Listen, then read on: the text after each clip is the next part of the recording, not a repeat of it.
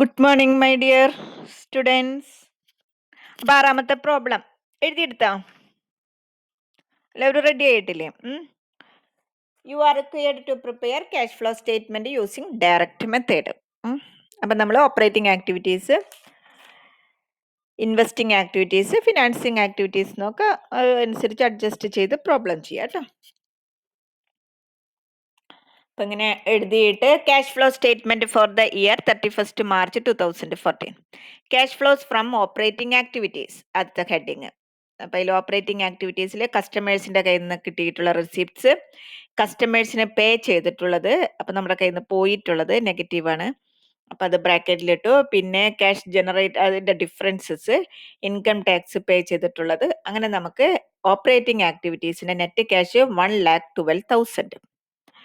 ഇനി ഇൻവെസ്റ്റിംഗ് ആക്ടിവിറ്റീസിന്റെ cash flow, machinery വിറ്റപ്പ കിട്ടിയിട്ടുള്ള പൈസ, വെഹിക്കിൾ പർച്ചേസ് ചെയ്തിട്ടുള്ള പൈസ, ഡിഫറൻസസ് ഇൻവെസ്റ്റിംഗ് ആക്ടിവിറ്റീസിലെ 1,35,000. ഫിനാൻസിങ് ആക്ടിവിറ്റീസിന്റെ വരുന്നത് ഷെയർസ് ഇഷ്യൂ ചെയ്തപ്പോൾ അത് ഡിവിഡൻഡ് കൊടുത്തിട്ടുള്ളത്, അങ്ങനെ ഫിനാൻസിങ് ആക്ടിവിറ്റീസിന്റെ 1,80,000. Net increase in cash and cash equivalents ഇതൊക്കെ നമ്മൾ നോക്കുമ്പോൾ 1,57,000 ബിഗിനിങ്ങിലുള്ള ക്യാഷ്, ക്ലോസിങ്ങിലുള്ള ക്യാഷ്. ഓക്കെ, ആണ് ഡയറക്റ്റ് മെത്തേഡ് അനുസരിച്ച് ചെയ്യാനുള്ളത്.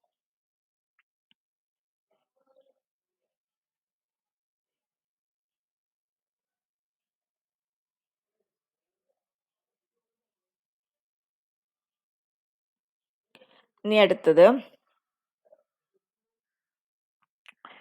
ഇലസ്ട്രേഷൻ 7. അതിൽ ആറാമത്തെ പ്രോബ്ലത്തിലെ ആ എന്താണ് ലാൻഡ് പർച്ചേസ് ചെയ്തിട്ടുള്ളത് 2,50,000 0% കൺവെർട്ടബിൾ ഡിബഞ്ചേഴ്സ് ആയിട്ട്, അത് അവർ ഒരു ഇത് എഴുതിയെന്നേ ഉള്ളൂ കേട്ടോ. ഇനി ഏഴാമത്തെ problem, following schedule shows the balance sheet in condensed form of Sanjeev limited at the end of the year 31 March 2011. 10-ത്തെ കാര്യങ്ങളും 11-ത്തെ കാര്യങ്ങളും എഴുതിയിട്ടുണ്ട്. Following information is also available. 10% dividend cash ആയിട്ട് കൊടുത്തിട്ടുണ്ട്. ന്യൂ മെഷീനറി പർച്ചേസ് ചെയ്തിട്ടുണ്ട്, ഓൾഡ് മെഷീനറി വിറ്റിട്ടുണ്ട്, depreciation 3,000 ഉണ്ട്. അത് കഴിഞ്ഞിട്ട് പിന്നെ ഡിബഞ്ചേഴ്സ് റിഡീം ചെയ്തിട്ടുണ്ട്, ഇൻവെസ്റ്റ്മെന്റ്സ് വിറ്റിട്ടുണ്ട്. You are required to cash flow statement. അപ്പൊ ഇൻവെസ്റ്റ്മെന്റ് ആക്ടിവിറ്റീസ് ഫിനാൻസിങ് ആക്ടിവിറ്റീസിൽ വന്നിട്ടുണ്ട്, അങ്ങനെ കുറെ കാര്യങ്ങളൊക്കെ വന്നിട്ടുണ്ട്. ഇത് നിങ്ങളോട് ക്യാഷ് ഫ്ലോ സ്റ്റേറ്റ്മെന്റ് പ്രിപ്പയർ ചെയ്യാൻ പറഞ്ഞിരിക്കുകയാണ്.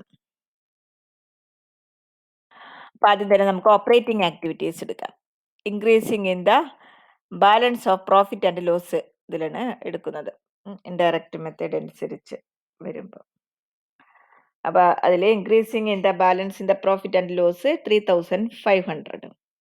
ഇനി നമുക്ക് non cash non operating items തൊട്ട് തുടങ്ങാം. ഡിവിഡൻഡ് പേ ചെയ്തിട്ടുണ്ട്, loss of sale of machinery ഉണ്ട്, ഡിപ്രീസിയേഷൻ ഉണ്ട്, റിഡംഷൻ ഓഫ് ഡിബഞ്ചേഴ്സ് ഉണ്ട്. ഇനി operating profit before working capital ആയിട്ടുള്ളതാണ് കിട്ടിയിട്ടുള്ളത്. പിന്നെ in current operating assets and ലൈബിലിറ്റീസിൽ ക്രെഡിറ്റേഴ്സ് ഡിക്രീസ് ചെയ്തു, outstanding expenses increase in debtors, increase in prepaid expenses, increase in stock, cash generated from operations, income tax pay ചെയ്തിട്ടില്ല, extraordinary item, net cash provided by operating activities, അത് adjust ചെയ്തപ്പോൾ നമുക്ക് കിട്ടി. ഇനി investing ആക്ടിവിറ്റീസിന്റെ cash flow, new machinery വാങ്ങിയിട്ടുണ്ട്, old machinery വിറ്റിട്ടുണ്ട്. Okay, ഇനി ഫിനാൻസിങ് ആക്ടിവിറ്റീസിന്റെ ഡിബഞ്ചേഴ്സ് റിഡീം ചെയ്തിട്ടുണ്ട്, ഡിവിഡൻഡ് കൊടുത്തിട്ടുണ്ട്. അങ്ങനെ net decrease in cash or cash equivalents, അതിന്റെ ബിഗിനിങ്ങും ക്ലോസിങ് എഴുതും.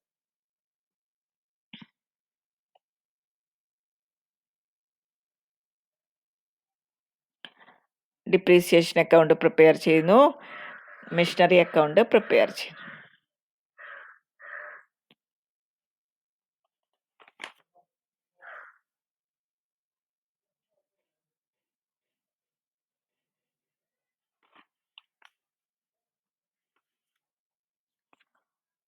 ഇനി എട്ടാമത്തെ problem. Following are the summarized balance sheets of ESS Ghee limited March 31, 2010 and 11. Share capital, general reserve, profit and loss account, bank loan ഉണ്ട്, long term ആണ്, sundry creditors ഉണ്ട്, provision for tax ഉണ്ട്. പിന്നെ asset സൈഡിൽ land and building ഉണ്ട്, machinery ഉണ്ട്, stock ഉണ്ട്, debtors ഉണ്ട്, ക്യാഷ്, ബാങ്ക്, ഗുഡ് വിൽ ഒക്കെ ഉണ്ട്. അഡീഷണൽ ഇൻഫർമേഷൻ ഡിവിഡൻഡ് കൊടുക്കുന്നുണ്ട്. അപ്പോൾ ഫിനാൻസിങ് ആക്ടിവിറ്റീസിൽ അസറ്റ്സ് പർച്ചേസ് ചെയ്യുന്നുണ്ട്, അതുപോലെ തന്നെ വിൽക്കുന്നുണ്ടോ? Assets were purchased in consideration payable in shares. Following assets were purchased. Machinery additional ആയിട്ട് പർച്ചേസ് ചെയ്തിട്ടുണ്ട്. മെഷീനറിയുടെ ഡിപ്രീസിയേഷൻ തന്നിട്ടുണ്ട്. ഇൻകം ടാക്സ് പേ ചെയ്തിട്ടുള്ളതുണ്ട്. മെഷീനറി വിറ്റപ്പോൾ ഉള്ള ലോസിനെ പറ്റിയിട്ടുള്ള ഇൻഫർമേഷൻ തന്നിട്ടുണ്ട്. നിങ്ങളോട് you are required to prepare cash flow statement. Cash flow statement prepare ചെയ്യണം. Cash flows from operating activities.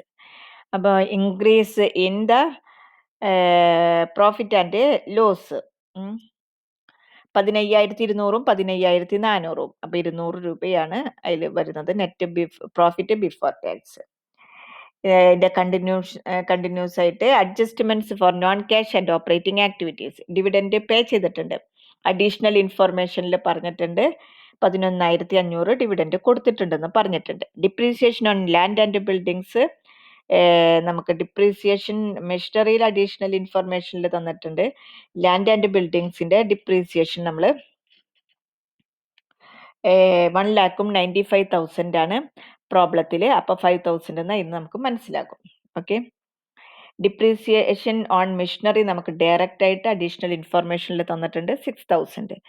Provision for tax നമുക്ക് തന്നിട്ടുണ്ട്, അഡീഷണൽ ഇൻഫർമേഷനിൽ തന്നിട്ടുണ്ട്. ട്രാൻസ്ഫർ ടു ജനറൽ റിസർവ് നമുക്ക് പ്രോബ്ലത്തിലുണ്ട്.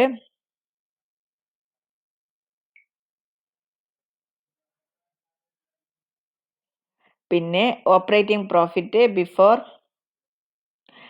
പർച്ചേസ് ഓഫ് സ്റ്റോക്ക് അത് വരുന്നുണ്ട്. പിന്നെ operating profit before working capital changes ആണ് അത് വരുന്നത്. പിന്നെ നമുക്ക് അഡ്ജസ്റ്റ്മെന്റ്സ്, ഡിക്രീസ് ഇൻ സ്റ്റോക്ക് ഉണ്ട്, ഡിക്രീസ് ഇൻ ഡെറ്റേഴ്സ് ഉണ്ട്, ഡിക്രീസ് ഇൻ സൺട്രി ക്രെഡിറ്റേഴ്സ് ഉണ്ട്. പിന്നെ ക്യാഷ് ഓപ്പറേഷൻസിൽ കിട്ടുന്നത്, ഇൻകം ടാക്സ് പേ ചെയ്തിട്ടുള്ളത്, ഓപ്പറേറ്റിംഗ് ആക്ടിവിറ്റീസിന്റെ നെറ്റ് ആയിട്ടുള്ളത്. ഇനി ഇൻവെസ്റ്റിംഗ് ആക്ടിവിറ്റീസിൽ മെഷീനറി പർച്ചേസ് ചെയ്തിട്ടുണ്ട്, മെഷീനറി വിറ്റിട്ടുണ്ട്, അപ്പോൾ അതിന്റെ അഡ്ജസ്റ്റ്മെന്റ്.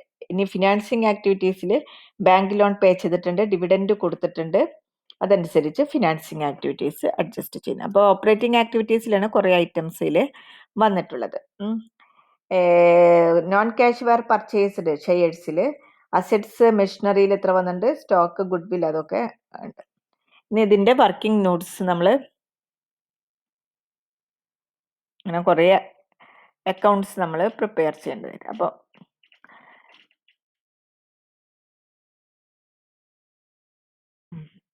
ഈ പ്രോബ്ലം ഒക്കെ അടുത്ത ദിവസത്തേക്ക് ചെയ്ത് പഠിക്കാം കേട്ടോ. ഇനി 2 പ്രോബ്ലം കൂടിയും എടുത്താൽ ഈ ചാപ്റ്റർ കഴിയും. അപ്പം നിങ്ങൾ എന്നെ അറിയിക്കുക എങ്ങനെയുണ്ട് നിങ്ങളുടെ സ്റ്റാൻഡേർഡ്, കുറച്ചും കൂടി പ്രോബ്ലം ചെയ്യണോ വേണ്ടയോ എന്നുള്ളതൊന്ന് അറിയിക്കുക. ഐശ്വര്യ ഒന്ന് അറിയിച്ചോളൂ. എന്താ വെച്ചാൽ ഈ ബുക്കിൽ 2 പ്രോബ്ലം കൂടിയേ ഉള്ളൂ. അപ്പോൾ വേറെ വേണമെന്നുണ്ടെങ്കിൽ വേറെ ബുക്കിൽ നിന്ന് ഞാൻ റെഫർ ചെയ്തിട്ട് പ്രോബ്ലം തരാം. അത് വേണോ വേണ്ടേ എന്നുള്ളതൊന്ന് പറയൂ കേട്ടോ. നമുക്ക് ഈ മാസം നമുക്ക് ഈ ക്ലാസ് സബ്ജക്റ്റ് കഴിക്കണം. അപ്പം നിങ്ങളുടെ ആവശ്യമനുസരിച്ച് പ്രോബ്ലത്തിന്റെ നമ്പർ കൂട്ടാം. അല്ലെങ്കിൽ ഞാൻ 2 പ്രോബ്ലം കൂടി ചെയ്തിട്ട് ഞാൻ സ്റ്റോപ്പ് ചെയ്യും. പിന്നെ നമ്മളുടെ റേഷ്യോ അനാലിസിസിന്റെ പേപ്പർ ഞാൻ നോക്കിയപ്പോൾ അന്ന് എനിക്ക് നെറ്റിന്റെ പ്രോബ്ലം ഒക്കെ ആയിട്ട് ഞാൻ കാൽക്കുലേറ്റ് ചെയ്തിട്ടുണ്ടായില്ല. ഇന്നലെയൊക്കെ ഞാൻ കുറേ ഇരുന്ന് നോക്കിയപ്പോൾ നിങ്ങളൊരു ലാസ്റ്റ് പ്രോബ്ലം ആരും ചെയ്തിട്ടില്ലല്ലോ, വളരെ കുറച്ച് പേരേ ചെയ്തിട്ടുള്ളൂ. അപ്പൊ ഞാൻ ആ പ്രോബ്ലം തപ്പിപ്പിടിച്ച് അതിന്റെ ആൻസർ ഞാൻ തരുന്നുണ്ട് കേട്ടോ. Okay my dear students, thank you.